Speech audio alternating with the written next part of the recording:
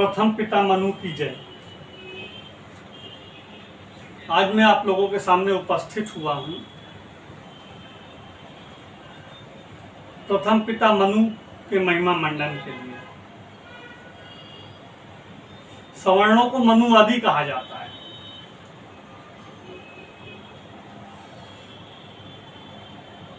हिंदुओं में कहा जाता है कि मनु प्रथम पुरुष थे। अगर वो प्रथम पुरुष थे तो हमारे प्रथम पिता थे, तो भगवान नहीं थे, पिता थे, जैविक पिता थे। अब हमें मनुवादी कहा जाता है क्योंकि हम सवर्ण हैं, ब्राह्मण, क्षत्रिय, कायस्थ और वैश्य समाज के लोग मनुवादी हैं। कौन कहता है? जो अपने को तथाकथित रूप से मूल निवासी बोलते हैं, यानी हमारे शब्दों में अवर्ण लोग सवर्णों को मनुवादी बोलते हैं। ठीक है, हमारे पिता मनु थे, आपके पिता कौन थे? आप तो मूल निवासी थे, तो मूल निवासी के भी तो कोई पिता रहे होंगे। उन्होंने एक संहिता लिखी, मनुस्मृति उसका नाम है। इस देश के लोगों को सवर्णों का अपमान करने में बहुत मजा आती है, दिल को बहुत तसल्ली मिलती है, उसमें कमियां निकालने में बहुत खुशी महसूस होती है। हिंदू धर्म से तोड़कर दूसरे धर्मों से जोड़ने की साजिश है मनुस्मृति का अपमान। पब्लिक पॉलिटिकल पार्टी सवर्णों की अपनी पार्टी है। पब्लिक पॉलिटिकल पार्टी ने संकल्प लिया है और उसकी योजना भी बनाई जा रही है कि मनुस्मृति का नियमित रूप से पाठ किया जाए। ये योजना बहुत जल्द क्रियान्वित होगी और मेरा इस देश के और विश्व के समस्त सवर्णों से अनुरोध है कि वो आए और मनुस्मृति का पाठ करें। आप में से कोई कुछ पूछना चाहें, पूछ सकते हैं। नहीं तो आप ये पाठ कहाँ करना चाहते हैं? इसके लिए अभी योजना बनाई जा रही है। हम किसी सार्वजनिक स्थल पे ही करेंगे, अनुमति लेके ही करेंगे। मनुस्मृति का पाठ होगा और प्रथम पिता मनु का महिमा मंडन किया जाएगा। क्या कोई समय निर्धारित है कि अभी योजना के अंतर्गत ये फाइनल नहीं हुआ है, 2-4 ऑप्शन है हमारे पास, लेकिन जैसे ही फाइनल होगा हम आपको सूचित करेंगे। मनुस्मृति को लेकर तमाम विवाद उठते रहते हैं जी। दलित समुदाय बहुत सारी बातें करता है जी। दूसरे धर्म के लोग भी बहुत सारी बातें करते हैं जी। आपको नहीं लगता कि आप जब मनुस्मृति का पाठ करेंगे तो इससे दलित और पिछड़े समुदाय को ठेस पहुंचेगी? देखिए, हमारा उद्देश्य किसी को ठेस पहुंचाना नहीं है। दूसरा व्यक्ति क्या सोचता है, दूसरे समाज के लोग क्या सोचते हैं, उस पर हमारा कोई नियंत्रण नहीं है। लेकिन हमारे समाज यानी ब्राह्मण, क्षत्रिय, कायस्थ, वैश्य और सवर्ण समाज के संबंध में हम अपना महिमा मंडन करना चाहते हैं, अपनी विशेषताएं बताना चाहते हैं, अपना गौरवगान करना चाहते हैं। हमारा उद्देश्य किसी का महिमा खंडन नहीं है, किसी का अपमान करना नहीं है और किसी को दबाना नहीं है।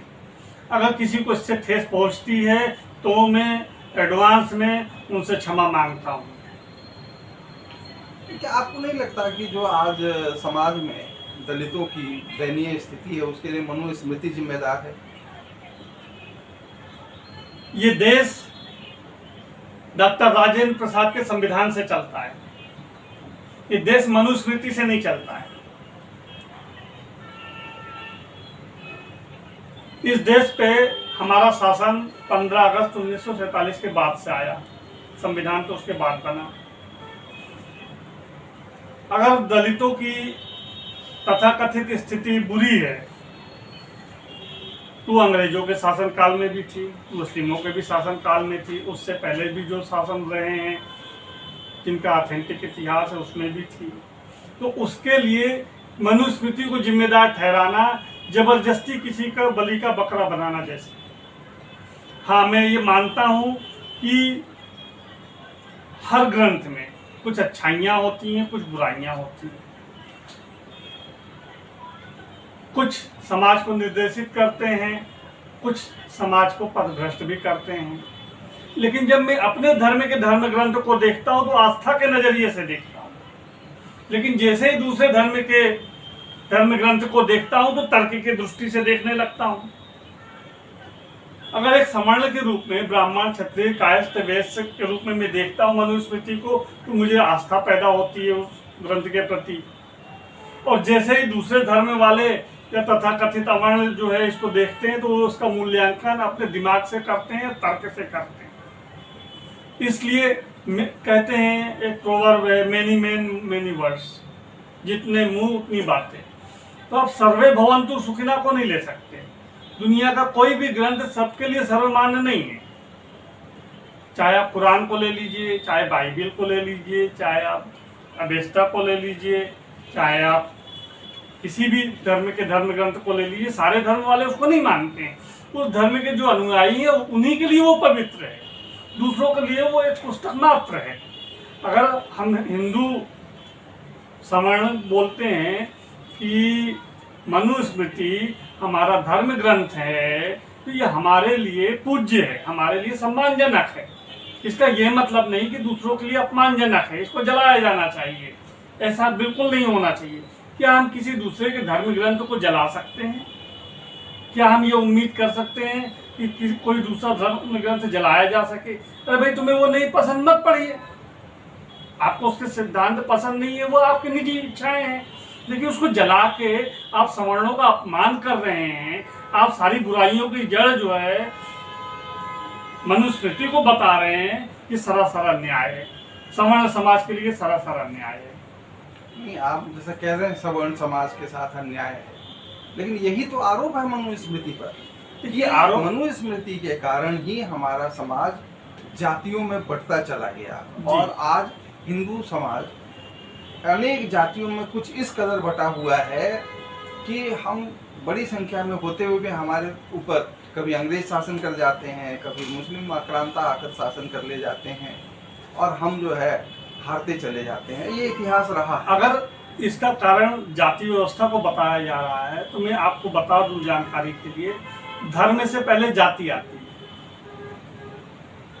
जाति पिता है, जाति जड़ है, धर्म उसका पुत्र है, धर्म उसकी शाखाएं हैं। एक ही जाति के लोग आपको विभिन्न धर्मों में मिल जाएंगे। धर्म तो परिवर्तित होता है लेकिन जाति कभी नहीं जाती। दुनिया के हर जगह जो हमारे कार्यों की विशेषता थी, जो हमारा प्रोफेशन था, उसके अनुसार जातियों का निर्माण हुआ। भारत में अगर मोची बोलते हैं तो जर्मन में उसको शूमेकर बोलते थे। पारसियों में आप देख लीजिए, जो उसका प्रोफेशन होता है वही उसका सरनेम होता है, बाटली वाला, ताला वाला, दारू वाला। तो अगर जाति हमारे यहाँ कार्य के वर्गीकरण के लिए बनाई गई थी, कौन सा व्यक्ति कौन सा काम करेगा, क्योंकि हमारे देश में अशिक्षा बहुत ज़्यादा थी, इसलिए हम सीखने का एकमात्र जो तरीका था वो अनुभव था। बेटा अपने पिता को देख के अनुभव करता था, सीखता था कि वो कैसे काम करते हैं, उसका बेटा उसके बेटे को देख के करता था। इस तरीके से हम लोगों ने कार्य करना सीखा।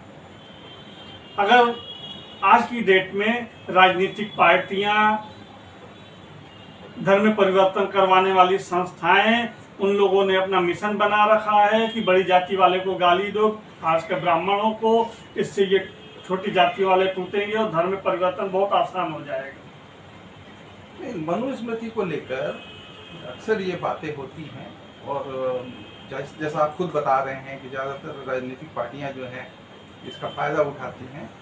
उनका तो कहना ही यही है कि मनुस्मृति ही जड़ है दलितों पर अत्याचार।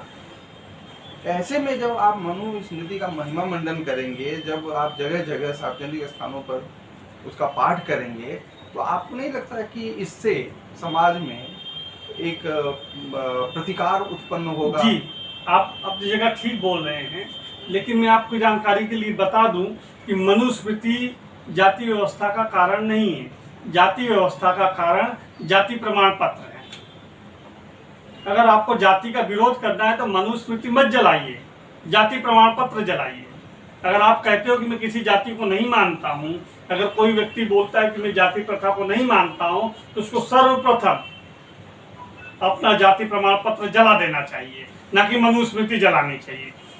हमारे सामान्य समाज में, चाहे मेरे निजी जीवन में, चाहे मेरे समाज में और चाहे मेरे राजनीतिक पार्टी में, हर धर्म के लोग हैं, हर जाति के लोग हैं। हम लोग निजी जीवन में कभी किसी का धर्म नहीं पूछते हैं, किसी की जाति नहीं पूछते हैं, लेकिन जैसे ही सरकारी काम के लिए जाते हैं सबसे पहले सरकार नाम के बाद आपकी जाति पूछती है।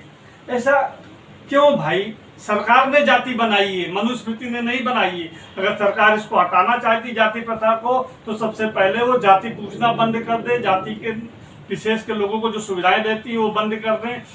एक देश, एक नागरिकता, एक नागरिक। सवर्णों को दोयम दर्जे का नागरिक समझना बंद करना पड़ेगा। आप कह रहे हैं कि ये सरकार ने बनाई है जाति पूछना बंद कर दे जी। लेकिन जो वास्तविक है, जो धरातल पर है, जब हम अपने गांव में जाते हैं, समाज में जाते हैं, तो वहां तो सबसे पहले जाति पूछी जाती है। और जो हमारी पार्टी के पास है, मेरा सवाल है कि जो छोटी जाति के लोग हैं या दलित हैं, उनको बहुत हे दृष्टि से देखा जाता है, उनको लोग अपने पास बैठने नहीं देते हैं, उनके साथ खाना नहीं खाते हैं। ये भी बहुत बड़ी सच्चाई है। शहर में थोड़ा कम दिखता है लेकिन गाँव में बहुत दिखता है।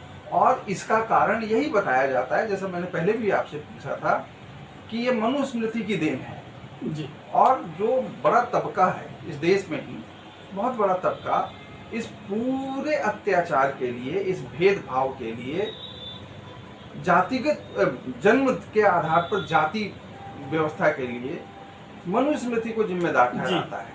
मैं आपकी बात को समझ गया। आप क्या कहना चाहते हैं कि जन्म के आधार पर जाति बनती है इस देश में? नहीं, ये एक सच्चाई है। हाँ, ये एक सच्चाई भी है। तो मैं आपको एक अच्छाई भी बता दूं पब्लिक पॉलिटिकल पार्टी के एजेंडे में एक एजेंडा है जाति परिवर्तन का अधिकार। अगर कोई व्यक्ति अपनी वर्तमान जाति से दुखी है, पब्लिक पॉलिटिकल पार्टी ऐसा कानून लाएगी कि वो जिला अदालत में जाए, कलेक्ट्रेट में जाए और वहाँ पे एक एफिडेविट दे कि आज से मेरी ये जाति नहीं है, आज से मुझे इस जाति के नाम से जाना जाए। जिस तरीके से नाम परिवर्तन की सुविधा होती है उसकी जाति बढ़ जाएगी। अगर किसी को लगता है, बड़ी जाति वाले को, कि साहब जाति विशेष का होने के कारण उसको आरक्षण के लाभ नहीं मिल रहे हैं, उसको समाज में बराबर अवसर नहीं मिल रहा है, उसको शैक्षिक सुविधाएं नहीं मिल रही है, तो अपनी जाति बदल सकता है। इस प्रकार से हम जाति को खत्म भी कर देंगे और जाति की बुराइयों को भी कम करने का प्रयास करेंगे। इसीलिए पब्लिक पॉलिटिकल पार्टी सत्ता में आना चाहती है। जाति यदि कोई बदल देता है अपना एफिडेविट देके, तो क्या उसको समाज में वो मान्य करेगा? ये बात सच है कि परिवर्तन इस देश में धीरे धीरे ही आते हैं। ये बात सच है। कानून बना देने से सामाजिक परिवर्तन नहीं आ जाते, लेकिन सामाजिक परिवर्तनों की शुरुआत हो जाती है। अंग्रेजों ने सती प्रथा का कानून बना दिया, उस पर रोक लगा दी सती प्रथा पे, तो दूसरे दिन से सामाजिक रूप से बंद नहीं हो गया। बाल विवाह पर रोक लगा दी तो दूसरे दिन से बाल विवाह बंद नहीं हो गए, लेकिन कानून बनाने से धीरे धीरे उस डायरेक्शन में समाज चलने लगता है। हो सकता है पहली पीढ़ी में परिवर्तन बहुत थोड़ा होता है, कानून के डर से होता है, दूसरी पीढ़ी थोड़ा समझदार हो जाती है, ऑलमोस्ट तीसरी पीढ़ी उस कानून को मानने लगती है, तो इस तरीके से सामाजिक परिवर्तन होने लगता है। फिर 5000 साल की जाति, आप उम्मीद करते हो कि हमारे सत्ता में आते ही, कानून बनाते ही अगर वो उसका सिस्टम बदल जाए, तो ये थोड़ा सा बहुत जल्दी होगा ऐसा कहना। धीरे धीरे तीसरी पीढ़ी में आपको इसका परिणाम देखने को मिलेगा। हम जो मनुस्मृति का पाठ करने जा रहे हैं, उसका महिमा मंडन करने की कोशिश कर रहे हैं। इसका उद्देश्य हमें किसी को हे दृष्टि से देखना नहीं है। अगर किसी के भावनाओं को ठेस लगती है, किसी को बुरा लगता है, तो मैं उसके लिए क्षमा प्रार्थी हूँ। हमारा एक ही उद्देश्य है कि जो सवर्णों को दबाया जा रहा है, जो सवर्ण नए दलित बनते जा रहे हैं, और मनु की तरफ से मैं लड़ने को तैयार हूँ। उनके ऊपर जितने भी आरोप हैं उनका खंडन करने के लिए मैं तैयार हूँ, हमारी पार्टी तैयार है। और अगर आपको इस बात में बुरा लगे या किसी भी प्रकार का हो, तो आप एक बार मुझे जरूर अवगत करवाएं, चाहे कमेंट के रूप में करवाएं, चाहे पत्र लिख के, चाहे मेल द्वारा। धन्यवाद।